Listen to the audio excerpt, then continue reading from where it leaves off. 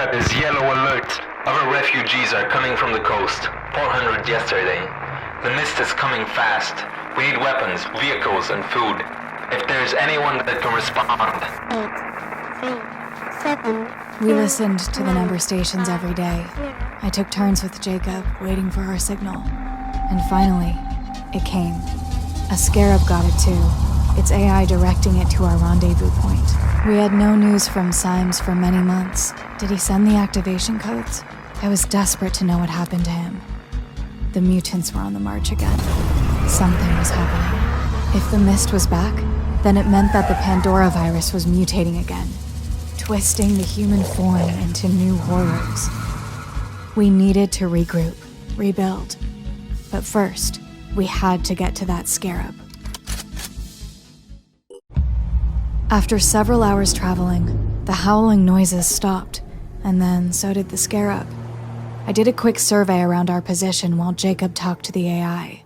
There was an abandoned government reclamation station nearby. These places are usually good for scavenging supplies and equipment, but they often attracted desperate gangs.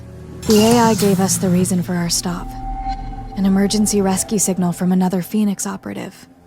We had a location too, right in the middle of that station. The scarab made it clear that we should attempt a rescue before continuing with our journey. Despite no sign of the mutants, our comrade was clearly under threat. The scarab's missile launcher would prove very useful. After the battle, the scarab resumed its course towards our base, struggling through the rough terrain. Strange growths were contorting the road, smashing against its armor. It wasn't long before it took one too many hits. The engine gave a loud crack and the AI went dark. We had lost a valuable member of the team. We knew we were close to our destination, but we didn't know what we would find there. If we were to advance on foot, we had to exercise extreme caution. Approaching the base, we heard gunshots. Jacob and Omar took positions by my side. What was going on inside? A bandit ambush? Or something much worse? Following Phoenix protocol, we readied our weapons. It is time to reclaim our home. The reclamation of Phoenix Point was just the first step on our path ahead. A desperate fight against an overwhelming foe, and only a handful of friends to help. But if this base could withstand the attack, then so could we, and so could Symes. If our leader was somewhere out there, we had to re-establish contact, no matter the cost.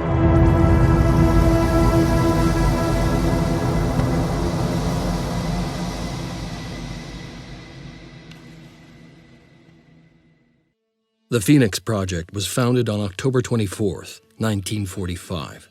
The Second War to End All Wars was over, but there were those who understood that we could no longer afford to think in terms of nations and empires. For a time, the Phoenix Project successfully navigated the political conflicts of its era. That was our golden age. Phoenix Project operatives scoured the world for clues.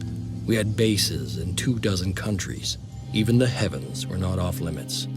But out there, on the far side of the moon, began our downfall. The failure of the Phoenix 2 mission exposed us to our enemies in the UN. Stripped of resources and scattered to the winds, we were reduced to a secret, a memory. When the Pandora virus woke up, we should have been the first line of defense. When huge clouds of mist appeared over the sea, when people started vanishing, we should have figured out what was going on. And when those people started coming back, changed, hostile, alien, we should have been ready to fight, but we failed. The ecosystem started to change, imperceptibly at first, then faster and faster. 3 factions arose. New Jericho, trying to restore order and purity. Sanhedrin, hoping to build a world without hierarchies. And the Disciples of Anu, a new syncretic religion dedicated to adaptation and biological change. At war with the world and at odds with each other, these factions cannot find a way forward. Now the mist is returning and armies are rising from the sea. Without the Phoenix Project, humanity will fall. It's time to rise from the ashes.